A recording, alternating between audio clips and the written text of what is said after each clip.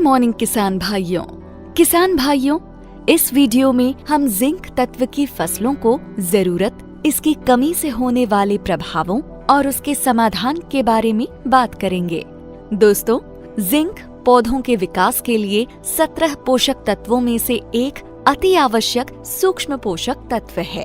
सूक्ष्म तत्व वे तत्व होते हैं जो पौधों के विकास के लिए कम मात्रा में आवश्यक होते हैं, परंतु इनका फसलों पर बहुत प्रभाव पड़ता है। सूक्ष्म तत्वों की कमी अथवा अधिकता से पौधों में विषाक्तता अर्थात टॉक्सिटी उत्पन्न हो जाती है। इसीलिए इनकी मात्रा का ध्यान रखना बहुत आवश्यक होता है। दोस्तों, जिंक तत्व पौधों में क्लोरोफिल और कार्बोहाइड्रेट के निर्माण में बहुत महत्वपूर्ण भूमिका निभाता है। क्लोरोफिल प्रकाश संश्लेषण की प्रक्रिया के लिए बहुत मुख्य है, जिसके माध्यम से पौधे सूर्य के प्रकाश को अवशोषित करते हैं। कार्बोहाइड्रेट पौधे के विकास के लिए ऊर्जा के माध्यम की तरह कार्य करता है।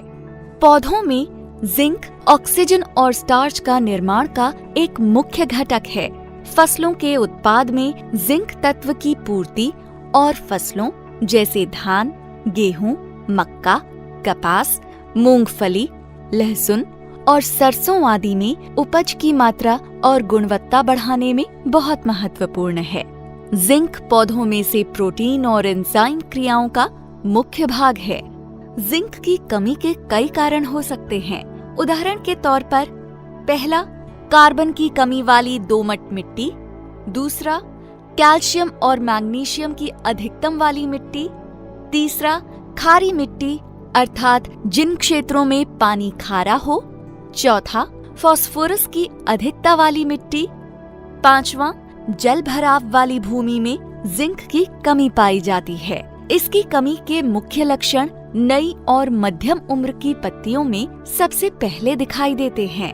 उदाहरण के तौर पर, पहला, पत्ती के रंग का किनारों से हल्का हरा या पीला हो जाना। दूसरा, गेहूं में पत्ती पर पीले धब्बे बनना। तीसरा, धान में पत्ती पर लाल और भूरे धब्बे बनना। चौथा, फलदार फसलों में पत्तियों के गुच्छे बनना। पांचवा, पत्तियों का छोटा रह जाना आदि जिंक की कमी के लक्षण हैं। फसलों में जिंक की कमी को दूर और आपको इस मुसीबत से निजात दिलाने के लिए ग्रीन प्लैनेट लाया है जिंक EDTA 12%। यह पौधों द्वारा जल्दी से लिया जाता है क्योंकि इसमें पोषक तत्वों को अवशोषित करने के लिए कम ऊर्जा की आवश्यकता होती है। इसको इस्तेमाल करना बहुत ही आसान है। इसका प्रयोग 0.5 ग्राम से लेकर 1 ग्राम प्रति लीटर पानी के हिसाब से करें। Green morning.